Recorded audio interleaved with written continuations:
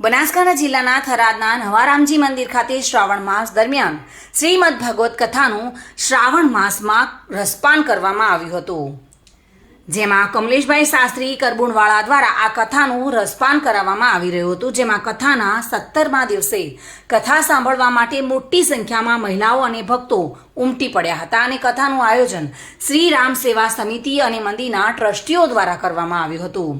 જો કે શ્રીમદ ભાગવત કથાના 17મા દિવસે કથાનું રસપાન સાંભળવા માટે ભક્તોની ભીડ જોવા મળી હતી।